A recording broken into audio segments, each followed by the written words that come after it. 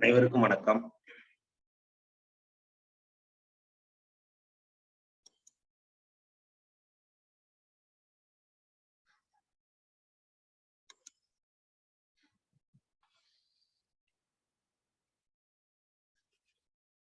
அனைவருக்கும் வணக்கம். எல்லாம் வல்ல இறைவன் திருவுருளால் ரோட்டரி மாவட்டம் 2981 மாவட்ட ஆளுநர் ரோட்டரி பி செல்வநாதன் அவர்களின் சீரிய தலைமையில் rotary club of Karaikal friends city வழங்கும் காலை சக்கரம் மனிதனின் இயற்கை வாழ்வியல் முறை உன்னுடல் உன்னுடன் இந்த திட்டத்தை சிறப்பாக நடித்துக் கொண்டிருக்கும் Rotary club of Karaikal friends சிட்டியின் உதவி ஆளுநர் ரோட்டரி ரவி அவர்களுக்கும் தலைவர் ரோட்டரி குணபாலன் அவர்களுக்கும் செயலாளர் ரோட்டரி ராஜகுமார் அவர்களுக்கும் மற்றும் இன்று நம்முடன் இணைந்து பணியாற்ற காத்துக் கொண்டிருக்கும் ரோட்டரி கிளப் ஆஃப் விருத்தாச்சலம் சங்கத்தின் உதவி ஆளுநர் ரொட்டேரியன் தீபக் சந்த் அவர்களுக்கும் தலைவர் ரொட்டேரியன் விருத்தகிரி அவர்களுக்கும் செயலாளர் ரொட்டேரியன் அசோக்குமார் அவர்களுக்கும் மற்றும் அனைத்து ரோட்டரி உறுப்பினர்களுக்கும் இன்று நமக்கு சிறப்பான ஆசனங்களை அளிக்க இருக்கும் ஆசான் கண்ணப்பன் ஐயா அவர்களுக்கும் சிறப்பு விருந்தினராக கலந்து கொண்டு சிறப்பிக்க இருக்கும் ஐயா ஹீலர் இளங்கோன் ஐயா அவர்களுக்கும் மற்றும் திட்டத் தலைவர் ரமேஷ் மோகன் அவர்களுக்கும் இந்த நிகழ்விலே உள்ள அனைத்து நல் உள்ளங்களுக்கும் இந்த காலை வேளையிலே வாழ்த்துக்களையும் வரவேற்புகளையும் தெரிவித்துக் கொண்டு நிகழ்ச்சியின் முதல் நிகழ்வாக ரோட்டரி இறைவணக்கம் வாசிக்க வருகிறார் திட்டத் தலைவர் ரமேஷ் மோகன் அவர்.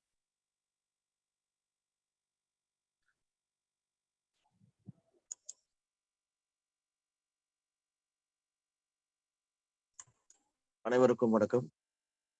ரோட்டரி இறைவணக்கம்.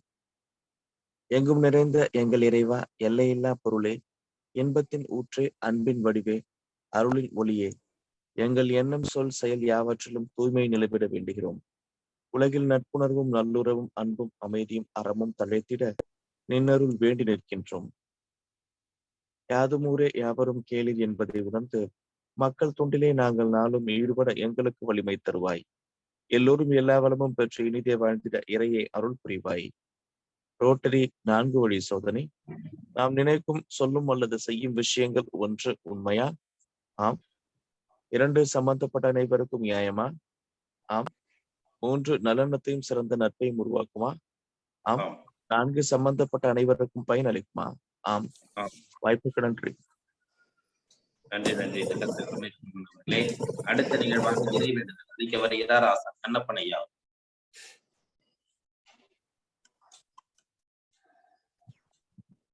அனைவருக்கும் காலை வணக்கம்.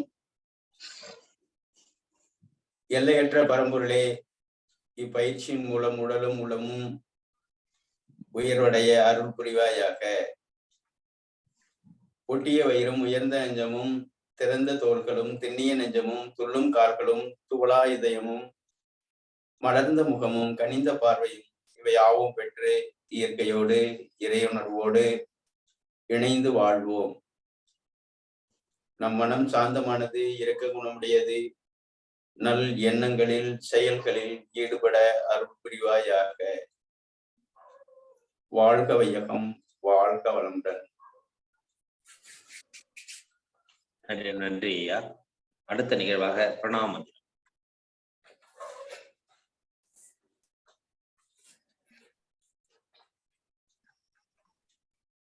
உடல் நேராக இருக்கட்டுங்க.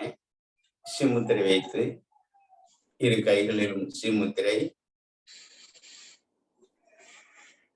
ஆழ்ந்து உள்ளெழுத்து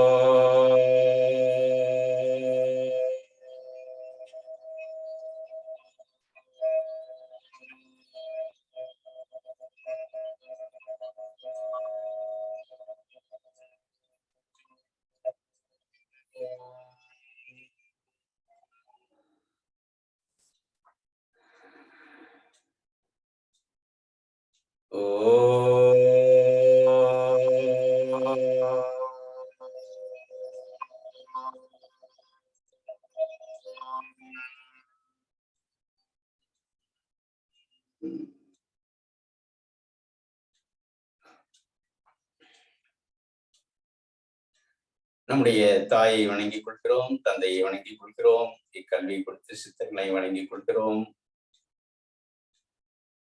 இப்பயிற்சியை நாளும் பின்பற்றுவோம் என உறுதி எடுத்துக் கொள்கிறோம். வாழ்க வளமுடன், வாழ்க வையகம்.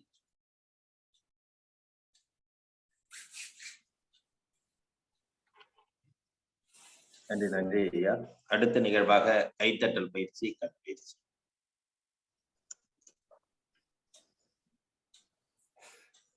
ஒன்று, இரண்டு, மூன்று, நான்கு, ஐந்து, ஆறு, ஏழு, எட்டு, ஒன்பது, பத்து.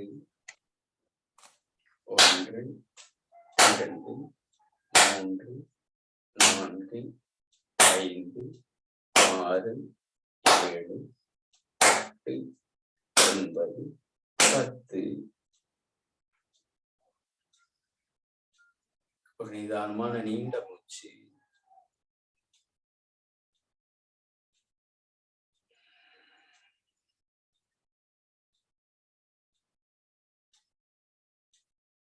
தோள்பட்டை பகுதி.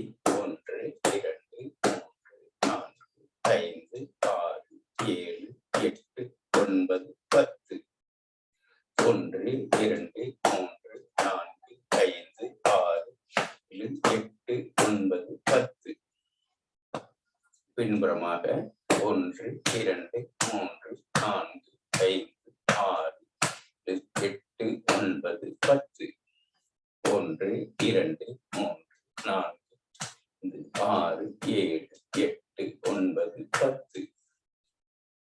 ஒன்று, இரண்டு, மூன்று, நான்கு, ஐந்து, ஆறு, ஏழு, எட்டு, ஒன்பது, பத்து.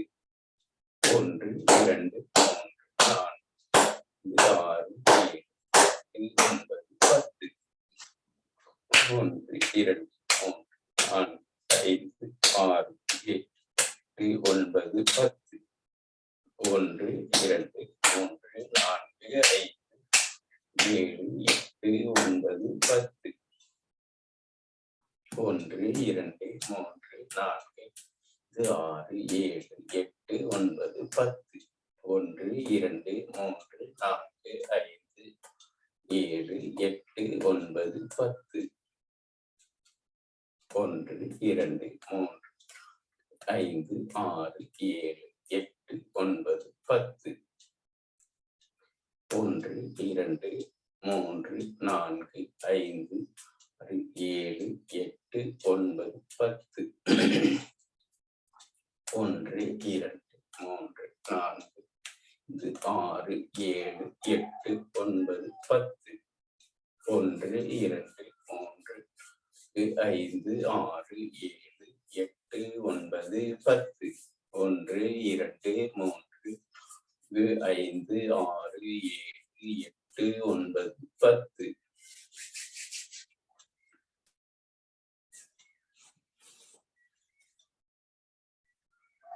ஒரு ஆழ்ந்து நிதானமான நீண்ட மூச்சு.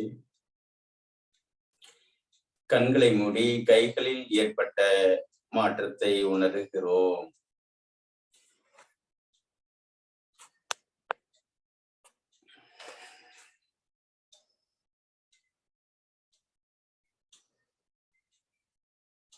நிதானமான நீண்ட காற்று ஆழமாக உள்ளே சென்று மெல்ல மெதுவாக வெளியேறட்டும்.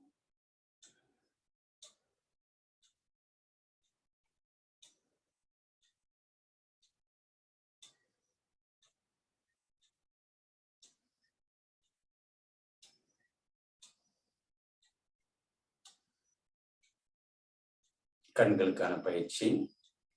நல்லா திறந்து இருக்க மூடலாங்க. ஒன்று, இரண்டு,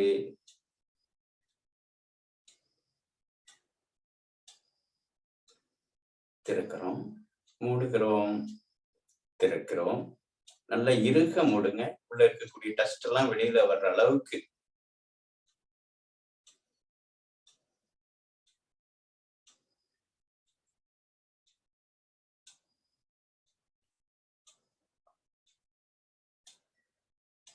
அடுத்து மேல் கீழ் மேல் கீழ் மேல் கீழ் மேல் கீழ் மேல் கீழ். ஒரு நீண்ட மூச்சு. வலது இடது வலது இடது வலது இடது வலது இடது. ஓய்வு.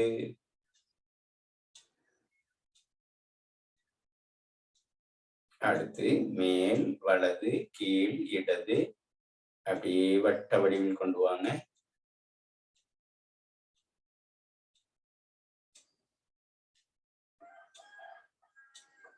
எதிர் திசையில்.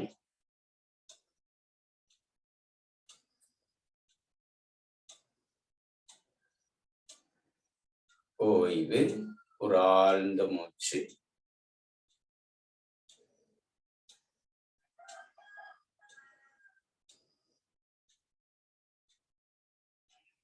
வாழ்க வளமுடன். நலம் பெருக வளம் பெருக.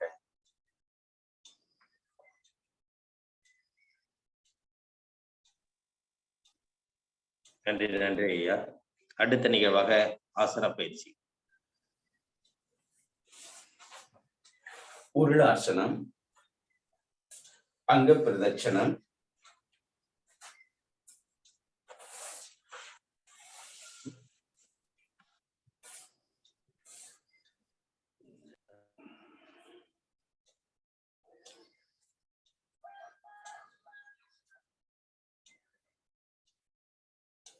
நல்ல உருண்டலாங்க.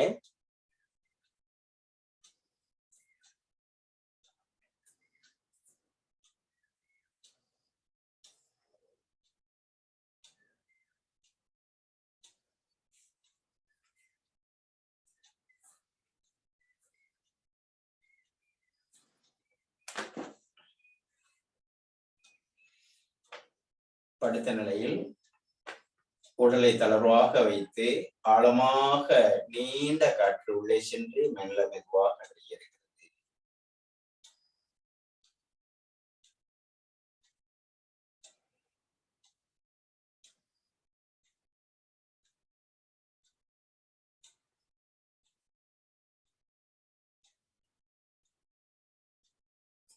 அடுத்ததாக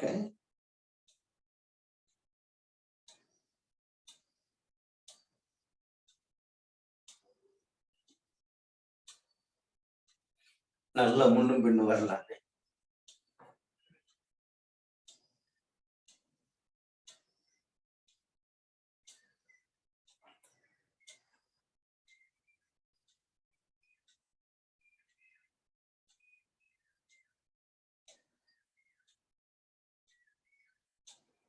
வலது இடதாக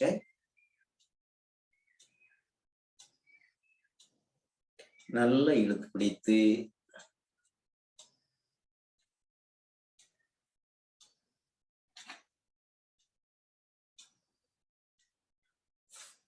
ஓய்வு. ஒரு ஆழ்ந்த மூச்சு.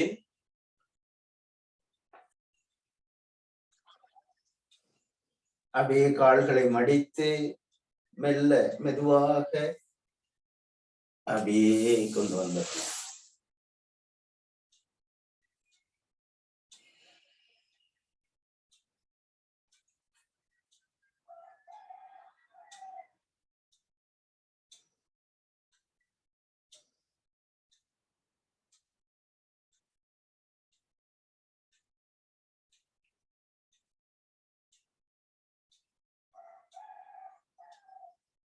அடிவயிற்று பகுதி நிறையும் அளவுக்கு ஆழமான மூச்சு எடுத்து மெல்ல மெதுவாக வெளியேற்றுகிறோம்.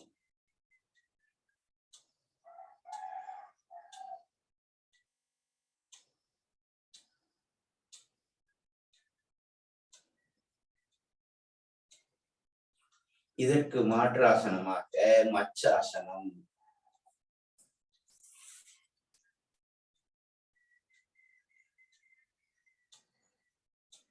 நெஞ்சு பகுதி மட்டும் மேல வரணுங்க. இந்த முட்டி பகுதியை தரையில் வைத்து தலை மேலே வருகிறது, நெஞ்சு பகுதி மேலே வருகிறது. ஓய்வு, ஒரு ஆழ்ந்த மூச்சு.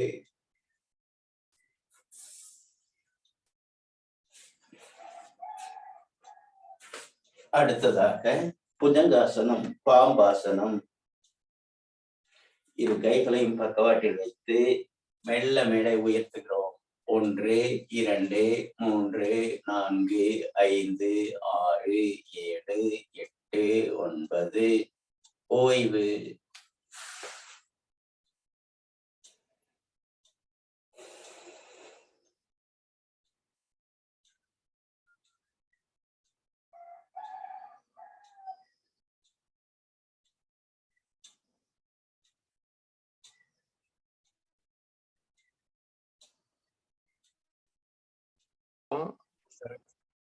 ஒவ்வொரு உறுப்பும் சிறப்பா செயல்பட உதவுது அப்படிங்கிறத நாம பார்த்திருப்போம். அந்த வகையில இந்த நுரையீரல் எப்படி பாதிக்கப்பட்டது, இதுல ஏன் ஒரு சில டைம்ல இவ்வளவு தூரம் பயிற்சி செஞ்சும் பலன் இல்லாம ஒரு சிலது இருக்குது அப்படிங்கிறத இப்ப கவனிச்சிட்டீங்க அப்படின்னா, இனி வரும் காலங்கள்ல செய்யற பயிற்சிகளுடைய பலனை முழுமையா நம்ம ஒவ்வொருத்தரும் அடைய முடியும். அந்த வகையில அதிகபட்சம் நமக்கு இந்த மழைக்காலங்கள்ல, பனிக்காலங்கள்ல சளி பிடிக்கிறத நாம பார்க்குறோம். இந்த சளி எதனால உருவாகுது அப்படின்னு நாம புரிஞ்சுக்கிட்டோம் அப்படின்னா, இதற்கு எளிமையான தீர்வையும் நம்மளால எடுத்துக்க முடியும். அந்த வகையில நம்ம சளி பிடிக்கும் போதெல்லாம் என்ன பண்ணிட்டோம், சளிய அதிகபட்சம் சிந்தாம உரியறதுனால தலைப்பகுதியில அந்த சளி கோத்துக்கிட்டு காது சம்பந்தப்பட்ட பிரச்சனைகளையும், தலபாரத்தையும், மூக்கடைப்பையும் உருவாகிறது அப்படிங்கிறத புரிஞ்சிட்டோம் அப்படின்னா, ஃபர்ஸ்ட் சளியை சிந்தணும். எவ்வளவு பெரிய மீட்டிங்கா இருந்தாலும் அங்கேயும் ஒரு துண்டை வச்சுக்கிட்டாவது நம்ம சளியை சிந்தி எடுக்கிற வரையும் அதுலயே ஒரு குறிப்பிட்ட சதவிகிதம் தொந்தரவுகளை குறைச்சிக்கிறதுக்கும் அதிகமாகாம பார்த்துக்கிறதுக்கும் உதவுது அப்படிங்கிறத நம்ம ஃபர்ஸ்ட் புரிஞ்சுக்குவோம். அடுத்தது இந்த சளி நுரையீரல்ல அதிகபட்சம் தங்குச்சு. இந்த நுரையீரல்ல தங்கின சளி எப்படி உருவாச்சுங்கிற இடத்த நம்ம பார்த்துருந்தோம் அப்படின்னா, சளிக்கு வைத்தியமே தேவையில்லாம இருந்திருக்கும். இப்போ நம்ம சாதாரண நம்ம வீடுகள்ல இருக்கிற நம்ம கூட வாழ்ற மக்களுடைய சராசரி விகிதத்துல 4ல் ஒருவருக்கு சைனஸ் சரிகள், டஸ்ட் அலர்ஜி, மூச்சு சிரமம் இந்த மாதிரி தொந்தரவுகள் இருக்கிறதா ஒரு ஆய்வு கொடுக்குது. அந்த வகையில இந்த ஒவ்வொருத்தரும் 4ல் ஒருத்தராவது இந்த அளவுக்கு அவதிப்படுறோம் அப்படின்னா, நம்ம ஒரு ஃபேமிலியில ஒருத்தராவது இந்த அவதிப்படுறதுக்கான சாத்தியக்கூறுகள் இருக்குது அப்படின்னா, இது எப்படி நாம சீரமைச்சுக்கிறது, அப்படி வந்ததை எப்படி சரி பண்ணிக்கிறது, மறுபடியும் தொந்தரவு வராம எப்படி தற்காத்துக்கிறது இப்படிங்கிற விஷயங்கள் எல்லாம் கவனிச்சிட்டோம் அப்படின்னா, நமக்கு ஈஸியா இன்குலர் இல்லாம, பஃப் இல்லாம, ஆக்சிஜன் வைக்காம இதெல்லாம் என்ன பண்றோம், நம்ம நிறைய பேர் அவசரத்துக்கு இன்குலரை வச்சு நுரையீரல அவசரத்துக்கு ஒரு பலூன் மாதிரி விரிவடைய வச்சு அப்போதைக்கு மூச்சு தொந்தரவு சரி பண்ணிக்கிட்டு நுரையீரல வீக்கடைய வச்சுட்டு அதுல ஒரு சில வேண்டாத மருந்துகளை உள்ள செலுத்தி ரத்தத்துல கலந்துட்டு தொந்தரவுகளை அதிகம் பண்றதுக்கு பதிலா இதுக்கான மூல காரணத்தை பார்த்துட்டோம் அப்படின்னா நமக்கு இந்த மாதிரி செலவுகளும் அவசியங்களும் ஒத்துரியங்களும் இல்லை. அதனால என்ன பண்ணுவோம், இது ஏன் எப்படி உருவாகுதுன்னு கவனிப்போம். இப்ப நாம ஒரு பந்தியில ஒரு 100 பேர் உட்காந்து சாப்பிட்றோம். 100 பேர்த்துக்கும் ஐஸ்கிரீம் வைக்கிறாங்க, ஸ்வீட் வைக்கிறாங்க அப்படின்னு வச்சுக்கு சாப்பிட்றோம்ல. இப்ப என்ன பண்ண போறோம், 100 பேரும் சாப்பிட்றோம், 100 பேர்த்துக்கும் சளி பிடிச்சிருதா அப்படின்னு கேட்டா இல்ல. ஒரு குறிப்பிட்ட சதவிகிதம் பேருக்கு மட்டும்தான் இந்த சளிக்கான காரணமா அமைஞ்சிருது. சரி, இப்போ நம்ம இது சாப்பிடும் போது எங்க போச்சு, வயிற்றுக்குள்ள போற இந்த ஸ்வீட்டோ, ஐஸ்கிரீமோ அல்லது தயிர் சாதமோ ஏன் சளியை உருவாக்குச்சு அப்படின்னு யோசிச்சிருந்தோம் அப்படின்னா, இப்போ வைத்தியம் ஈஸியா முடிஞ்சிருக்கும். நம்ம என்ன பண்ணிட்டோம், சளி பிடிக்கும் போதெல்லாம் இங்க செரிமான மண்டலம் வீக்கா இருந்ததுனால அல்லது கழிவுகள் முறையா வெளியேற்றப்படாதனால இந்த சளி நுரையீரல போய் கோத்துக்குச்சு. இங்க செரிமான மண்டலமும் கழிவு மண்டலமும் முறையா இயங்கி இருந்தது அப்படின்னா அடுத்தது எதிர்ப்பு சக்தி இயக்கமும் சரியா இருந்திருக்கும். அப்போ அந்த நுரையீரல இந்த பனிக்காத்தோ ஃபேன் காத்தோ கூட சளியை உருவாக்காம பார்த்துருக்கலாம் அப்படிங்கிறத நம்ம தெரிஞ்சிருக்கலாம். இப்போ நம்ம என்ன பண்ணிட்டோம், சளி பிடிக்கும் போதெல்லாம் மருத்துவர் அணுகணும், அல்லது சளிக்கான மருந்து எடுத்தோம். இது எடுக்கும் போது சளியை பவுட்ரு பண்ணி பண்ணி ஒவ்வொரு தடவையும் சளியை பவுட்ரு பண்ணி என்ன பண்ணிட்டோம், நுரையீரல ஃபர்ஸ்ட் இங்க படிஞ்சது, அதுக்கப்புறம் சளி பிடிச்சது, அதை சளியை பவுட்ரு பண்ணி இங்க மேல படிய வச்சிட்டோம். அப்படியே படிஞ்சு படிஞ்சு என்னாச்சு, நுரையீரல் நம்பி போய் இது வீசிங், ஆஸ்மா, டிபின்னு அடுத்தடுத்த ஸ்டேஜுக்கு கொண்டு போயிருச்சு. இந்த சளியை கரைச்சி வெளியே கொண்டு வந்திருந்தோம் அப்படின்னாலோ, அடுத்தது இந்த சளி எங்க உருவாச்சு, மூல காரணம் எங்க, செரிமான மண்டலம் தான் அப்படின்னு சொல்லி செரிமானத்தை சரி பண்ணியிருந்தோம் அப்படின்னாலோ, இப்போ போலனிக்கு இந்த சளி தொந்தரவுகள் உருவாகுது. அதுக்கப்புறம் இந்த கழிவுகள் முறையா வெளியேற்றப்பட்டு இருந்தாலோ இந்த சளி மறுபடியும் நமக்கு தொந்தரவு பண்ணாது. அப்ப என்ன பண்ணணும், செரிமான மண்டலம் சரி பண்ணணும். இப்ப இங்கதான் மெயின் சுவிட்சே இருக்குது. இப்ப என்ன பண்ணியிருக்கிறோம், உணவு நாம பசிச்சு ரசிச்சு ருசிச்சு டிவி செல்போன் பார்க்காம சாப்பிடும் போது அது முழுமையா செரிமானம் ஆகி சத்துக்களா மாறும்னு பார்த்துருக்குறோம். அந்த வகையில உணவுல கவனம் வச்சு சாப்பிடும் போது இவ்வளவு இனிப்பு உணவு வருது, இவ்வளவு இனிப்பை செரிமானம் பண்றதுக்கான இன்சுலினை கணையத்துல சுரந்துரு, இப்போ அந்த இனிப்பை நல்ல சர்க்கரையா மாத்திரு அல்லது கெட்ட விஷயமா மாத்தாத அப்படிங்கிற ஆர்டர் உள்ள போகும். உணவுல கவனம் வைக்காம நாம சாப்பிடும் போது உள்ள போற ஒவ்வொரு உணவும் அதுக்கான சுரபிகள் சுரக்கப்படாம செரிமானத்துக்கான வேலை சரியா நடக்காம ஃபுட் பாய்சனா அல்லது நச்சா மாறிடுறதுனால இது என்ன ஆயிடுது, இது செரிமான மண்டலம் பாதிக்கப்பட்டு சத்துக்காக எடுக்கிற உணவு சத்தும் கிடைக்கல, பிளஸ் ஃபுட் பாய்சன் ஆகி நச்சுத்தன்மை ஏற்பட்டு ரத்தத்துல கலந்து ஒவ்வொரு உறுப்பா பாதிக்கப்படுது. இப்ப நம்ம என்ன பண்ணிருக்கணும், இந்த செரிமான மண்டலம் நான் பசிச்சு ரசிச்சு ருசிச்சு டிவி செல்போன் பார்க்காம சாப்பிடும் போது தண்ணி குடிக்காம சாப்பிட்டதும் படுக்காம குளிச்ச உடனே சாப்பிடாம சாப்பிட்ட உடனே குளிக்காம இந்த விஷயங்களை நம்ம கவனிச்சிருந்தோம் அப்படின்னா உள்ள போற உணவு இனிமேல் ஃபுட் பாய்சன் ஆகாது. நீங்க எடுத்துக்கிட்ட உணவுல இருக்கிற சத்துக்கள் முழுசா உடம்புக்கு கிடைச்சிரும். அதுவே நோய் தீர்க்கிற மருந்தா மாறிடும். மருந்தன வேண்டாவா யாக்கைக்கு அருந்தியது அற்றபின் போற்றி உண் அப்படின்னு சொல்லி வள்ளுவர் சொல்லுவாரு. அந்த வகையில இந்த உணவு செரிமானம் ரொட்டி சாப்பிடும் போதோ நொறுங்க தின்னால் 100 வயசு அப்படின்னு சொல்ற மாதிரி நொறுங்க தின்றிருந்தாலோ உணவுல கவனம் வச்சு ரசிச்சு ருசிச்சு சாப்பிட்டிருந்தாலோ இந்த முழு உணவும் செரிமானமும் பண்ணி சத்துக்களா மாறி இந்த சளி உருவாகாம அல்லது நுரையீரல் சம்பந்தப்பட்ட தொந்தரவுகளோ இல்லை வேறு சம்பந்தப்பட்ட தொந்தரவுகளோ உருவாகாம நாம பாதுகாத்திருக்கலாம். ஆனா நாம என்ன பண்ணிட்டோம், இதுல கவனம் செலுத்தாம உள்ள தள்ளிட்டோம்ல, அங்க செரிமானம் ஆயிரும்னு நினைச்சிட்டு அந்த விஷயத்தை கவனிக்காதனால என்ன ஆயிடுச்சு, அங்க போய் ஃபுட் பாய்சன் ஆயிடுச்சு. அது இல்லாம புளிச்சு போயிருது, அந்த ஃபுட் பாய்சன் ஆகி புளிச்சு போயிருந்துன்னா அதுல கேஸ் ஃபார்ம் ஆகி தசை நரம்புகளை போய் தங்கிட்டு அந்த புளிச்சு போன உணவுல கேஸ் ஃபார்ம் ஆகி எப்படி மாவு புளிச்சு போனா கேஸ் உருவாகுதோ அது மாதிரி கேஸ் உருவாகி தசை நரம்புல போய் தங்கிட்டு தோள்பட்ட வலி, கழுத்து வலி, தலைவலி இந்த மாதிரி தொந்தரவுகளை உருவாக்குது. அப்போ இந்த உள்ள போற உணவு நீங்க முழுசா செரிமானம் ஆகிறதுக்கான விஷயத்த செஞ்சிருந்தோம் அப்படின்னா சளி நுரையீரல்ல போய் கோத்திருக்காது. அப்போ என்ன பண்ணிருக்கணும், இந்த செரிமான மண்டலத்தை சரி பண்ணியிருக்கணும். சரி, இதெல்லாம் சரியா இருக்கும் போது கழிவுகளும் முறையா வெளியேற்றப்படும். அப்படி கழிவுகள் முறையா வெளியேற்றப்படலை அப்படின்னா நுரையீரலுக்கும் எதிர்ப்பு சக்திக்கும் அல்லது கழிவுகள் முறையா வெளியேற்றத்துக்கும் உலர் திராட்சை, பாயாசத்துக்கு போடுற உலர் திராட்சைய நெய்யில வதக்கி கொஞ்சம் சாப்பிட்டோம் அப்படின்னா ஒரு 10 திராட்சையாவது கொஞ்சம் நல்லா ரசிச்சு ருச்சு மென்று சாப்பிட்டோம் அப்படின்னா இந்த கழிவுகள் முறையா வெளியேற்றப்படும். அதுவும் கருப்பு விதையுள்ள உலர் திராட்சையா இருந்தால் தசை நரம்புகளுக்கும் மருந்து, அதில் இருக்கிற விதையெல்லாம் கேன்சருக்கும் மருந்து.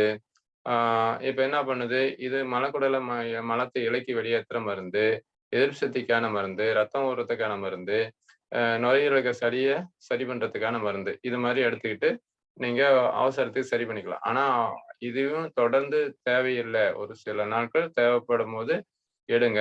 அதுக்கப்புறம் இங்க சளி உருவாகிற விஷயத்தையெல்லாம் சரி பண்ணிட்டோம் அப்படின்னா இதனுடைய அவசியமும் இருக்காது. உள்ள இருக்க சளி கரைச்சி வெளியே கொண்டு வந்திருக்கணும். எப்படி வெளியே கொண்டு வந்திருக்கணும்?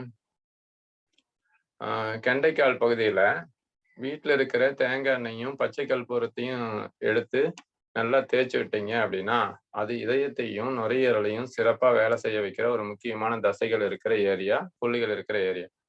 இப்ப என்ன பண்ணும், நம்மளுடைய கெண்டைக்கால் பகுதியில நல்லா இந்த மாதிரி கற்பூரத்தை பச்சை கற்பூரத்தை தேங்காய் எண்ணெயில கலந்து சூடு பண்ணி மிதமான சூட்டுல நல்லா அழுத்தி தேய்ச்சி விட்டீங்க சூடு பிறக்க அப்படின்னா இந்த நுரையீரல இருக்கிற சளி கரைஞ்சி வெளியே வரும். அதே மாதிரி முதுகு பகுதியில இந்த கழுத்துக்கு கீழே இருக்கிற முதுகு பகுதியிலையும் தேய்ச்சி விடலாம் நீங்க. இல்ல குழந்தைங்களா இருந்தா இந்த மார்பு பகுதியிலையும் தேய்ச்சி விடலாம். இதெல்லாம் உள்ள இருந்து சளியை கரைச்சி வெளியே கொண்டு வர்றதுக்கு உதவுற எளிமையான விஷயங்கள். இதுதான் ஒரு சிறப்பான வைத்திய முறையும் கூட. உள்ள இருக்கிற சளி கரைஞ்சு வெளியே வரணும், செரிமானம் எல்லாம் சரியா வேலை செய்யணும், கழிவுகள் முறையா வெளியேற்றப்படணும். இதுதான் முழுமையான தீர்வு கூட. நம்ம என்ன பண்ணிடுறோம், இதுல கவனம் செலுத்தாம நம்ம மருந்து சாப்பிட்டு சளியை பவுடர் பண்ணி வச்சதுனால அந்த தொந்தரவுகளும் முக்கியமானது. சரி, இப்ப சளி அடுத்தடுத்து எங்கெங்க உருவாகுதுன்னு கவனிங்க. இந்த வீசிங்கி, இந்த மூக்கடைப்பு, இந்த மாதிரி தொந்தரவுகள் இருக்கிறவங்களுக்கு ஒரு எளிமையான சில விஷயங்கள் சொல்றோம். நம்ம எப்பவுமே வைத்தியர்கிட்ட போகும் போதோ இல்ல வைத்தியம் பண்ணணும்னு நினைக்கும் போதோ ஒரு தொந்தரவு சரி பண்ணணும்னு நினைக்கும் போதோ ஒரு அதுக்கான தொந்தரவு வருவதற்கான மூல காரணங்களை பார்த்துடணும். இப்போ குழந்தைக்கு சளி பிடிச்சிருந்தது, இப்ப நம்ம அதுக்கு தயிர் மோர் கொடுப்போமான்னு சொல்லுங்க பார்க்கலாம். சளி பிடிச்சிருந்தா குழந்தைங்களுக்கு தயிர் மோர் கொடுத்தா இல்ல நாமளே சாப்பிட்டாலும் என்ன ஆகும், சளி அதிகமாயிரும். அப்போ இந்த தயிர் மோர் உடனே சளி அதிகம் பண்ணும். பால் உணவா எடுக்கிறோம் அப்படின்னா இன்னும் கொஞ்சம் மெதுவா அதிகம் பண்ணும். டீ காப்பில பால் எடுக்கிறோம்னா இன்னும் கொஞ்சம் மெதுவா அதிகம் பண்ணும். 3வே இந்த பால் சம்பந்தப்பட்ட எந்த உணவா இருந்தாலும் சளியை அதிகம் பண்ணும். இதே கடின உழைப்பு இருக்கிறவங்க, மூட்டை தூக்குறவங்க, கல் உடைக்கிறவங்க, அவங்களுக்கு இந்த பால் உணவோ அல்லது அசைவ உணவோ ஒரு பெரிய தொந்தரவு பண்றது இல்லை. நாம என்ன பண்ணிடுறோம், அவங்கெல்லாம் சாப்பிட்றாங்க அப்படின்னு சொல்லி நாமளும் செரிமானம் சரியா இருக்குதா அல்லது நம்ம உடல் உழைப்புகள் அந்த அளவுக்கு இருக்குதான்னு தெரியாம இந்த பாலை அடிக்கடி எடுத்தோம், எலும்புகள் வலுவாகும்னாங்க, கால்சியம் நிறைய இருக்குன்னாங்க. அப்போ பல் ஆஸ்பத்திரியும் மூட்டு வலி ஆஸ்பத்திரி எல்லாம் காணாம போயிருக்கணும். நமக்கு இந்த வலிகள்லாம் வந்துடக்கூடாது. ஏன் அதிகமாச்சு? ரெகுலராகவே டெய்லியும் பால் உணவுகள் இல்லாதவங்களுடைய லிஸ்ட் எடுத்தோம்னா கிட்டத்தட்ட ஒரு 5% தான் இருக்கும். மீதி 95% எடுத்தோம்னு வச்சுக்கோங்க. அப்படின்னா எலும்பு ஆகிற அளவுக்கு இரும்பாகிற அளவுக்கு எலும்பு இரும்பாகிற அளவுக்கு வலுவாலா இருக்கணும். ஏன் இங்க மூட்டு வலி வருது, பல் சம்பந்தப்பட்ட தொந்தரவு வருதுன்னு யோசிச்சிருந்தோமா? சரி, இந்த பால் உணவு என்ன பண்ணுதுன்னா நமக்கு சளியை உருவாக்குற முக்கியமான மூச்சு உருவாக்குற முக்கியமான வேலையெல்லாம் செய்யுது. அது புளிச்ச தயிரா இருந்தா சுகர் கூட கூடிருது. புளிச்ச தயிர், புளிச்ச மாவு, புளிச்ச ரசம் எல்லாம் சுகரை கூட கூட்டிடுது, அதனால வலிகள் கூட்டிடுது அப்படிங்கிற ஒரு லிஸ்ட்லாம் இருக்குது. அந்த வகையில நம்ம என்ன பண்ணணும்னா பால் சம்பந்தப்பட்ட உணவுகளை நிறுத்தின பல பேர் நான் பார்த்த வகையில என்னுடைய அனுபவத்துல சளி தொந்தரவுகள் இப்போ வரதில்லை அப்படிங்கிறத நான் கவனிக்கிறேன். அது எந்த வகையில இருந்தாலும் சரி, பால், டீ, காபி, தயிர், மோர் அப்படிங்கிற எந்த வகையில இருந்தாலும் சரி, இந்த பால் சம்பந்தப்பட்ட உணவுகளை தவிர்க்கிறோம். ஏதோ ஒரு நாளைக்கு விசேஷத்துக்கு போனோம், பிரியாணி போட்டாங்க, வெங்காயத்தோட தயிர் பச்சி வச்சுட்டாங்க, ஏதோ ஒரு மாசத்துல ஒரு நாள் எடுத்துட்டோம் அப்படிங்கிறத பத்தி ஒரி பண்ண வேண்டாம். நீங்க ரெகுலரா எடுக்கிற பால் சம்பந்தப்பட்ட உணவுகளை ஒரு 15 நாள் நிறுத்திட்டு அல்லது ஒரு மாசம் நிறுத்திட்டு இந்த சளி, மூச்சு தொந்தரவு, சைனஸ், மூக்கடைப்பு, தலைபாரம் இந்த விஷயங்களை கவனிச்சு பாருங்க. இதெல்லாம் குறைஞ்சிருக்கும். அடுத்தது எலுமிச்சம்பழம், இளநீ, நெல்லிக்காய், கொய்யாப்பழம், இதையெல்லாம் பூம்பழம், அடுத்தது மொந்த வாழைப்பழம், இந்த மாதிரி விஷயங்களை எடுக்கும் போது உடனே இந்த சளி தொந்தரவு அதிகமாகும். இதெல்லாம் நல்ல விஷயம்தான். இது எப்படி எடுக்கணும்னு முறை இருக்குது. இது நேரடியா டக்குன்னு அதிக கான்சன்ட்ரேஷன் எடுக்கும் போது, அதாவது இப்போ எலுமிச்சம்பழம் சிட்ரிக் ஆசிட் அது குடலை அரிச்சிருது, அதை எப்படி டைலூட் பண்ணி எடுக்கணும்னு இருக்குது. நேரடியா அதிகமா சாப்பிடும் போது சளி அதிகம் பண்ணிடுது. அது எந்த முறையில எடுத்தோம் அப்படின்னா இதை வந்து அதே சளிக்கான மருந்தா மாத்தலாங்கிற முறை இருக்குது. நம்ம டைலூட் பண்ணி இப்போ இஞ்சி சாறு கலந்து, தேன் கலந்து, புளிப்பு அதிகமா இல்லாம கொப்பளிச்சு முழும்னா அதே எலுமிச்சம்பழத்தை சளிக்கான மருந்தா மாற்ற முடியும். நாம அப்படி இல்லாம நேரடியா அதிகம் புளிப்போட எடுத்துட்டோம் அப்படின்னா அதே தொந்தரவு அதிகம் பண்ணிடுது. இதே நெல்லிக்காயும் அப்படிதான். நெல்லிக்காயும் அருமையான வைட்டமின் சத்துக்கள் நிறைஞ்ச ஒரு அருமையான உணவு. இது ஒரு ராஜகனி அப்படின்னு சொல்ற மாதிரி எலுமிச்சம்பழமும் இந்த இதுவும் ஒரு நல்ல விஷயம்தான். ஆனா நம்ம என்ன பண்ணிட்டோம், இது எப்படி எடுக்கிறதுன்னு தெரியாம நெல்லிக்காயை அடிச்சு குடிக்கிறது சளி அதிகம் பண்றதுக்கான காரணிகளை ஒன்றாகும், அல்லது அல்சர் அதிகம் பண்றதுக்கு காரணிகளை ஒன்றாகும், இன்னும் பல தொந்தரவு காரணம் இருக்கு. அதனால அதை எப்படி எடுக்கணும்னு முறை இருக்குது. நீங்க மருத்துவர்களை கேட்டுட்டு ஒவ்வொரு விஷயமா தெரிஞ்சுக்கிட்டு அணுகி எடுத்துக்கிட்டீங்க அப்படின்னா, அதே நெல்லிக்கனியும் எலுமிச்சங்கனியும் மிகச்சிறந்த மருந்தா வேலை செய்யும். அப்ப இப்ப என்ன பண்றாங்க, கொஞ்ச நாளைக்கு மட்டும் ஒரு சளி சரியாகிற வரையும் எலுமிச்சம்பழம், இளநீ, நெல்லிக்காய், கொய்யாப்பழம், பால் சம்பந்தப்பட்ட உணவுகள், பூம்பழம், மொந்த வாழைப்பழம் இது உடனே அதிகம் பண்ணும். மற்ற பழங்களை அது எப்படி எடுக்கணும், அல்லது சுடுதண்ணீர் எடுக்கணும், கொஞ்சம் ஆப்பிள்னா வேவிச்சு எடுக்கணுங்கிற முறையெல்லாம் இருக்குது. மற்ற பழங்கள் எடுக்கலாம். இது இப்படி எடுத்துட்டீங்க அப்படின்னா என்ன பண்ணும், நமக்கு மூச்சு தொந்தரவுக்கு வைத்தியமே தேவையில்லை, சளி தொந்தரவுக்கு வைத்தியமே தேவையில்லை, மருந்தே தேவை. இந்த மாதிரி வழிமுறைகள்லாம் இருக்கு. இப்ப என்ன பண்ணும், இதுக்கான மூல காரணத்தை அதிகம் பண்றதுக்கான காரணிகளை கவனிங்க. அதுக்கப்புறம் நம்ம வைத்தியம் பண்ணுவோம். வைத்தியம் பண்றது ஒரு பெரிய விஷயம் இல்லை. நம்ம ஏற்கனவே சொன்ன மாதிரி அந்த வாட்டர் கேன்ல தண்ணி லீக் ஆகிட்டே இருக்குது, நம்ம ஊத்திக்கிட்டே இருந்தா சரி பண்றதுக்கான முயற்சி எடுத்துக்கிட்டே இருந்தா என்ன பிரயோஜனம்? அப்ப என்ன பண்ணும், நீங்க அந்த அதிகமாகிற இந்த தொந்தரவு உருவாகிற இடங்களை கவனிங்க. அதுக்கப்புறம் வைத்தியங்கிறது அவசியம் குறையும். அந்த வகையில இந்த விஷயங்களை தவிர்த்துங்க. அடுத்து இன்னும் எங்க அதிகமாகும் அப்படின்னு கேட்டீங்கன்னா, நேரடியா ஃபேனு கீழே படுத்தா, சில்லுன்னு தரையில படுத்தா, கொசுவத்தி சுருள் லிக்யூட் இந்த மாதிரி விஷயங்களை பயன்படுத்தினா, முகத்தை போத்தி படுத்தா, ரொம்ப பனிக்காத்து நேரடியா உள்ள வந்தா, இந்த மாதிரி விஷயங்களை படுத்தா இந்த மூக்கடைப்பு, சைனஸ், தலைபாரம் இந்த மாதிரி நுரையீரல் சம்பந்தப்பட்ட தொந்தரவுகள், சளி சம்பந்தப்பட்ட தொந்தரவுகள் அதிகமாகுது. இப்ப இதெல்லாம் எங்கெங்க அதிகமாகுதுன்னு கவனிச்சுட்டீங்கன்னாவே மேக்சிமம் வைத்தியம் தேவையில்லையே. நாம எல்லாரும் என்ன பண்ணிடுறோம்னா, அதிகமாகிற இடத்த கவனிக்காம வைத்தியம் பண்றதுனாலதான் அப்போதைக்கு குறையுது, மறுபடியும் வருது, அப்ப மறுபடியும் குறையுது, அதிகமாகுது அப்படிங்கிற மாதிரி அடிக்கடி தொந்தரவு பண்ணுதுங்கிறது. சளியோ காய்ச்சலோ எப்போவாது வரலாம். அப்பதான் உடம்புல எதிர்ப்பு சக்தி இருக்குதுங்கிறது, அதுல எதிர்ப்பு சக்திக்கான வேலை அங்க நடக்கும். அடிக்கடி வருதோ அதிக நாளோ தவங்கிறது தான் கொஞ்சம் கவனிக்க வேண்டிய விஷயம். அப்போ இந்த வகையில ஃபேனுக்கு நீள படுத்தீங்கன்னா மூக்கடைப்பு, தலைபாரம், சைனஸு, மூச்சு சிரமம் உருவாகும். அதை ஏற்கனவே சொல்லியிருப்போம். வெளிக்காத்து உள்ள வர மாதிரி டேபிள் அப்படி ஃபேனை இப்படி திரும்புற மாதிரி ரொம்ப ஸ்பீடு கம்மியா வச்சுக்குங்க அப்படிங்கிற விஷயங்களை ஏற்கனவே பகிர்ந்துட்டோம். அதே மாதிரி ஜன்னல் குளிர்காலமா இருந்தா கூட ஒரு ஜன்னலையாவது ரூமுக்குள்ள கொஞ்சமா காத்து வர மாதிரியாவது ஒரு கொசுவலை அடிச்சுக்கிட்டு ஸ்கிரீனை போட்டுக்கிட்டு கொஞ்சம் ஜன்னலை திறந்து வச்சிருங்க. இப்ப நேரடியா பனிக்காத்து வந்து தொந்தரவு பண்ணாது. இப்போ அதனால வர மூச்சு சிரமங்கள் சம்பந்தப்பட்ட தொந்தரவுகள் வராது. சளியும் கூட நேரடியா பனிக்காத்து படும்போது ஒரு சிலருக்கு அதிகமாகும். இந்த பனிக்காத்தை பழக்கிட்டோம் அப்படின்னா, மழையோ பனிக்காற்றோ பச்சை தண்ணியோ இதை உடம்புக்கு பழக்கிட்டோம் அப்படின்னா அதுவே மருந்தா வேலை செய்யும். அப்ப நம்ம என்ன பண்ணிட்டோம், இதெல்லாம் தொந்தரவு பண்ணுதுன்னு சொல்லிட்டு மழையிலேயே நனையறது இல்லை, பனியிலேயே வெளியே போறது இல்லை, அடிக்கடி போக சொல்லுவோம், அடிக்கடி நனையவோ சொல்லலை. எப்போவாவது அந்த மழையில நனையும் போது இதுலேயே எதிர்ப்பு சக்திக்கான வேலை நடக்கும். நம்ம ஏற்கனவே சொல்லியிருப்போம், மிருகங்களும் பறவைகளும் மழையிலையும் வெயில்லையும் வெளிக்காத்துலையும் இருக்கிறதுனால நம்ம அளவுக்கு அதுக மருத்துவமனைக்கு போய் கியூவில் நிற்கிறது இல்லை.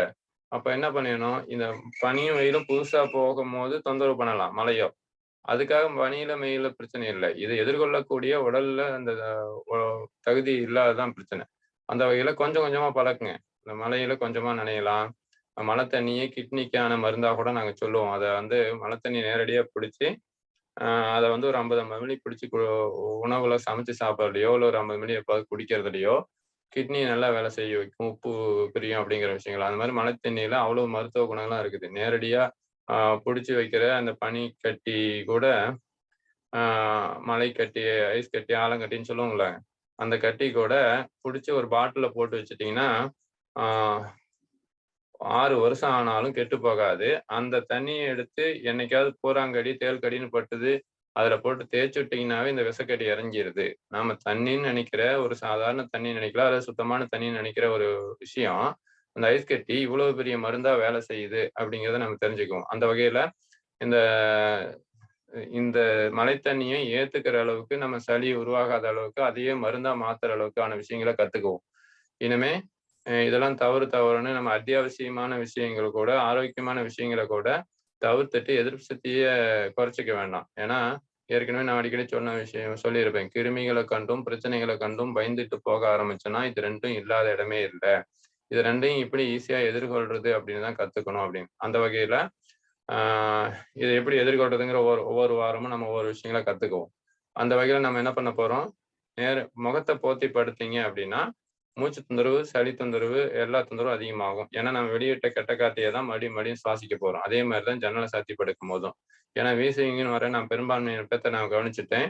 இதுல முகத்தை போத்தி படுக்கிறது, ஜன்னலை சாத்தி படுக்கிறது, சில்லுன்னு தரையில படுக்கிறது, 2-3 விரிப்பு மொத்தமா இருக்கணும். இந்த மாதிரி விரிப்புகள் விறுவிறுப்பு உடம்புல ஏறாத அளவுக்கு பாயில படுத்தாலும் கம்பளி 2-3 போட்டு அதை சாக்கு போட்டு அல்லது கிட்டான் போட்டு இந்த மாதிரி ஏதாவது விஷயங்களோட பாயில மேல போற பாய போட்டு படுக்கலாம். இப்ப என்ன பண்ணும், அந்த தரையில விறுவிறுப்பு ஏறதுனால வர உடல் வலிகளோ வீசிங்கோ தொந்தரவு பண்ணாது. அப்ப இந்த விஷயங்களை நீங்க கவனிச்சுக்கிட்டீங்கன்னாவே ஒரு குறிப்பிட்ட சதவீதம் நீங்க இந்த சளி தொந்தரவுல இருந்து தற்காத்துக்கலாம். இதெல்லாம் அதுக்கான எதிர்ப்பு சக்திக்கான விஷயங்களை எடுத்து பார்ப்போம். ஃபர்ஸ்ட் இதெல்லாம் பேசிக் அதிகமாகிறதுக்கான காரணிகள். சரி, இப்ப என்னாச்சு, கொசுவத்தி லிக்யூடு அப்படிங்கிற பேர்ல பாய்சனை ஆவியாக்கி ஸ்லோ பாய்சனை ரத்தத்துல கலந்தீங்கன்னா எல்லா நோயும் வரும்னு சொல்லியிருந்தோம். ஆனா இது நுரையீரல வீக் அடைய வச்சிருது, வீசிங் தொந்தரவு இன்னும் அதிகமா நேருது. அப்ப என்ன பண்ணுவோம், அந்த மாதிரி விஷயங்களை மேக்சிமம் பயன்படுத்தக்கூடாது. மேக்சிமம் இல்லை, பயன்படுத்தவே கூடாது. அதுல நீங்க கொசுவலை பயன்படுத்திங்கன்னா ஜன்னலை கொசுவை அடிச்சுக்கலாம், கொசுவலை கட்டிக்கலாம். அப்ப இந்த விஷயங்கள்ல கவனிங்க. வீசிங்க்கு வருஷ கணக்குல வைத்தியம் பண்ணிட்டு இருக்கிறாங்க. ஆஸ்மாவுக்கு, டிபிக்கு, வீசிக்கலாம். அப்படிலாம் இல்லை. ஒரு சில மாதங்கள்ல ஈஸியா வெளிவரக்கூடிய ஒரு விஷயம்தான் இந்த வீசிங், ஆஸ்மா அப்படிங்கிற விஷயங்கள்லாம். டிபி மட்டும் ஒரு 2-3 மாசம் சேர்ந்து தேவைப்படுது, அவ்வளவுதான். ஆனா இது முழுசா வெளியே வரக்கூடிய விஷயம்தான். இது வந்துருச்சுன்னா இன்னும் நம்ம குணப்படுத்தவே முடியாத ஒரு நோய்ங்கிற எண்ணத்தை மட்டும் தூக்கி வெளியே போட்டுருங்க. நம்ம எல்லாமே என்ன பண்ணிடுறோம், ஒரு நோய் வந்துருச்சுன்னா சரியே பண்ண முடியாது, சாத்தியம் இல்லை, வாழ்நாள் ஃபுல்லா இதுக்கு வைத்தியம் பண்ணி தான் ஆகணும், மருந்து எடுத்துட்டு தான் இருக்கணும், அவதிப்பட்டு தான் ஆகணும்னு சொல்லிட்டு ஒரு முடிவுக்கு வந்துடும். இந்த முடிவுக்கு வர்றதுதான் நம்மளுடைய முதல் மைனஸே. அந்த வகையில சரியாயிருங்கிற முடிவுக்கும் கூட வர வேண்டாம். ஏன் சரியாகாது, எங்கெங்க சரியானவங்க யாரா இருக்காங்க, எப்படி அந்த வாழ்வியல் முறைகளை பின்பற்றினாங்க, எங்கெங்க அணுகுனாங்கிற தகவலை மட்டும் நீங்க சேகரிக்க ஆரம்பிச்சீங்க அப்படின்னா அதுக்கான பாதை உங்களுக்கு விளங்கும். கஷ்டங்களும் அதே மாதிரிதான், கடனும் அப்படிதான். ஏன் கடன் வெளியே வரக்கூடாது, எப்படி அதை வெளிவர முடியும், அல்லது கஷ்டங்கள் எப்படி வெளியே வர முடியுங்கிற எண்ணங்களை உங்க தேட ஆரம்பிச்சீங்கன்னா அதுக்கான பாதை தன்னப்பல விலகும், விரியும் உங்களுக்கு. அதனால ஒரு கதவை மூடப்பட்டதுன்னா பல கதவு பின்னால திறந்திருக்குதுங்கிற விஷயங்களை நாம கவனிக்க மாட்டோம். 3 கதவு பக்கமே நின்றுட்டு இவ்வளவுதான், நம்ம வெளியே வரத்துக்கே வாய்ப்பு இல்லை அப்படின்னு ஒரு முடிவு பண்றோம்ல, அதுதான் நம்ம பண்ற தப்பு. அந்த வகையில இன்னமே என்ன பண்ணுங்க, மாற்று வழிகள், பல வழிகள் இருக்குது. ஒரு மருத்துவர்கிட்ட ஒரு மருத்துவ முறையில ஒரு தொந்தரவுக்கு தீர்வு இல்லை அப்படின்னா எந்த மருத்துவர்கிட்டையும் எந்த மருத்துவமனையிலையும் தீர்வு இல்லை அப்படிங்கிற முடிவுக்கு மருத்துவர்களும் வரக்கூடாது, நாமும் வரக்கூடாது. ஏன்னா இதுதான் நம்ம பண்ற அல்லது கவனிக்க வேண்டிய விஷயமே. நான் இப்படி ஒரு முடிவு பண்ணிட்டு தான் வருஷக்கணக்குல பலர் முடங்கி கிடக்கிறத நான் பாக்குறேன். அந்த வகையில அப்படி இனிமே எந்த முடிவுக்கும் யாரும் வராதீங்க. அது எந்த தொந்தரவா இருந்தாலும் சரி, அது கடன் தொந்தரவா இருந்தாலும் சரி, உடல் தொந்தரவா இருந்தாலும் சரி, மன தொந்தரவா இருந்தாலும் சரி, குடும்ப தொந்தரவா இருந்தாலும் சரி, எல்லாத்துக்கும் தீர்வுகள் இருக்குது அப்படிங்கிற எளிமையான பாதையில தீர்வு இருக்குதுங்கிறது நீங்க தெரிஞ்சுக்கணும் அப்படிங்கிறத நான் இங்க சொல்ல வர முக்கியமான கருத்தை. அந்த வகையில இப்ப சளிக்கான என்னென்ன விஷயங்களை பார்த்தோம், இன்னொரு 10 நிமிஷம். சரி, சளிக்கான என்ன விஷயங்களை பார்த்தோம். இந்த ஃபேனு, தரையில படுக்கிறது, முகத்தை பத்தி படுக்கிறது, கொசுவத்தி பயன்படுத்துறது, இதெல்லாம் தவிர்த்துறோம். பால் சம்பந்தப்பட்ட உணவுகள், எலுமிச்சம்பழம், இளநீ, நெல்லிக்காய், கொய்யாப்பழம், பூம்பழம், மொந்த வாழைப்பழம், இதெல்லாம் தவிர்த்துட்டீங்கன்னா மேக்சிமம் இன்காரு ஸ்ப்ரே இந்த மாதிரி விஷயங்கள் இல்லாம நீங்க நுரையீரல் ஃப்ரீயா இருக்கிறத பாக்குறோம். இதுக்கான விஷயங்களை கெண்டைக்காலில், முதுகுல இதெல்லாம் ஒத்தனம் கொடுக்கறதுல மூச்சு தொந்தரவே வீசிங்கே இருக்கு, நரம்பூசி போற அளவுக்கு வீசிங்கே இருந்தாலும் பாருங்க, கல்லுப்பு நல்லா இவ்வளவு கல்லுப்பு எடுத்து பழைய வெள்ளை காட்டன் துணியில தட்டி இந்த முதுகு பகுதியில, கழுத்து கீழே இருக்கிற முதுகு பகுதியில, கெண்டைக்கால் பகுதியில ஒத்தனம் கொடுத்தீங்கன்னா அப்பவே நரம்பூசி போட வேண்டிய அவசியம் இல்லாத அளவுக்கு மூச்சு தொந்தரவு குறையிறத பார்க்கலாம். அதே மாதிரி இந்த சளியை கரைச்சி வெளியே கொண்டு வருது எப்படி, ஐயா கண்ணப்பண்ணையா கேட்டீங்கன்னா சொல்லுவாங்க, நேர்த்திப்பாட்டுன்னு ஒரு கப்பு, மூக்கு சுத்தம் பண்ற கப்பு, இப்படி உப்பு தண்ணி, வெதுப்பான உப்பு தண்ணிய இப்படி வச்சுட்டு இப்படி தலையை சாய்ச்சிட்டு குமிஞ்சிட்டு ஒரு முறை இருக்கு. இந்த தண்ணி இந்த பக்கம் போய் இந்த பக்கம் வந்துடும். இதை செய்யும் போது இந்த சைனஸ் சரிகள்ல மூக்கடைப்பு, மூக்குல ஆப்ரேஷன் பண்ணணும், சதை வளர்ச்சி இருக்குது அப்படிங்கிற தொந்தரவெல்லாம் வெளியே வரதை பார்க்கலாம். எந்த ஒரு செலவும் இல்லை. ஒரு கப்பு ஒரு 50 ரூபா தான் வரும். இந்த கப்பை வாங்கி மூக்கல அது வாயில மூச்சை விட்டுட்டு எப்படி அதை சுத்தம் பண்ற முறை இருக்குது ஒரு தடவை கத்துக்கிட்டு போயிட்டீங்க அப்படின்னா எப்பப்போ பயன்படுத்தணுமோ அப்பப்போ பயன்படுத்தி சைனஸ், மூக்கடைப்பு, சைனஸ் அறைகள் நீர் கோத்திருக்கிறது, தலபாரம், சதை வளர்ச்சி அப்படிங்கிற தொந்தரவுகள்ல இருந்து பலர் இதுல வெளியே வர முடியும். இது மாதிரி செலவில்லாத எளிமையான பல வைத்திய முறைகள் இருக்கு. இதை தெரிஞ்சுக்கிறதுக்காக ஒரு சில நிமிடங்கள் ஒதுக்குங்க. நீங்க இப்ப ஒதுக்குற ஒவ்வொரு நிமிடமும் ஒரு பொன்னான நேரமா உங்களுக்கு அமையும். இப்ப கண்ணப்பனையாட்ட கேளுங்க, அதுக்கான விஷயங்கள் அவர் ஐயா வச்சிருப்பாரு. அதுக்கான முறைகளை சொல்லி கொடுப்பாரு. இப்ப என்ன பண்ணுவோம், சைனஸ் அறைகள் சரி பண்றதுக்கான, இது தலைவலியும் சரி பண்றதுக்கான சைனஸ் அறைகள்னால வர நீர் கோத்திருக்கும். இந்த சளிதான் என்ன பண்ணிருது, இங்க இங்க போய் தங்கிட்டு சைனஸ் அறைகள்ல நீரை கோத்துட்டு அது கண் அழுத்தம், தலபாரம், காது சம்பந்தப்பட்ட தொந்தரவுகளை உருவாக்குது. அப்ப இந்த நேர்த்திப்பாட்டை பயன்படுத்தின விஷயங்கள்லயே இத்தனை பேர் வெளியே வராங்க. சரி, இதுல ஒரு முக்கியமான தகவல் என்னன்னு கேட்டீங்கன்னா, இந்தியாவுல ஒரு மிகப்பெரிய மருத்துவமனையில இந்த நேர்த்திப்பாட்டை ரெகுலரா பயன்படுத்தின அந்த மருத்துவமனையில் இருக்கிற அத்தனை ஊழியர்களுக்கும் மருத்துவர்களுக்கும் இந்த கோவிட்டை பார்த்ததுனாலையும், கோவிட்டை பாக்குறாங்க அவங்க எல்லாம், கோவிட் பேஷண்ட். ஆனா அவங்களுக்கு கோவிட் வரவே இல்லை. எப்படி எவ்வளவு செலவான கஷ்டமான விஷயம்னு பாத்துங்க. நாம என்ன பண்ணிட்டோம், கோவிட்னா மிகச்சிறந்த சரி பண்ண முடியாத ஒரு நோய் அப்படின்னு சொல்லிலாம் நம்ம நினைச்சிட்டு இருந்தோம். இப்போ அவங்க கோவிட் பேஷண்ட்டை பார்த்தாலும் இந்த நேர்த்திப்பாட்டை பயன்படுத்தினால இது வரல. அங்க இருக்கிற அத்தனை ஊழியர்களுக்கு வரல. இது ஆய்வறிக்கைகள் இருக்குது. நம்ம என்ன பண்ணுவோம், அதெல்லாம் எப்படி என்னங்கிறத அப்பப்போ பார்த்துக்குவோம். அந்த வகையில இந்த நேர்த்திப்பாட்டுங்கிறது மிகச்சிறந்த மருந்தா வேலை செய்யுது. ஐயா சொல்லுவார், எனிமா எடுத்து கூட இந்த சளியை வெளியேற்றலாம். ஐயாவுடைய குழந்தை அடிக்கடி இந்த விஷயங்களை சிறப்பா செயல்படும்.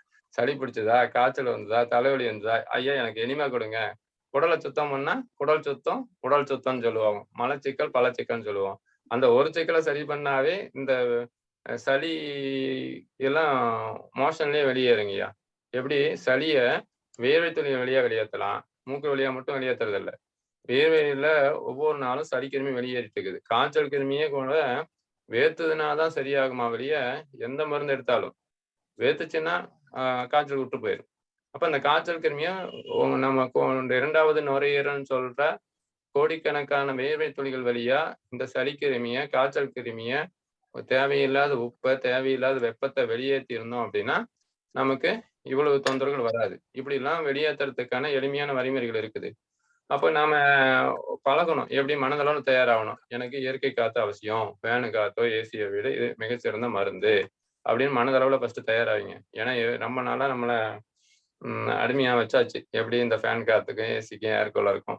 அந்த வகையில என்ன பண்ணுவோம், கொஞ்சம் கொஞ்சம் மனதளவுல தயாராகுங்க. இது நல்லதுன்னு பதிய வச்சுட்டு இதை கொஞ்சம் கொஞ்சமா இந்த இயற்கை காத்துல படுகுதுட்டு இந்த கழிவுகளை முறையா வெளியேற்றிட்டு, எப்படி எனிமால வெளியேற்றலாம், தோல்ல வெளியேற்றலாம், சளியை மூக்குல சுத்தம் பண்ணி வெளியேற்றலாம், உப்பு தண்ணியை குடிச்சு வாமிட் பண்ணி இந்த சளியை வெளியே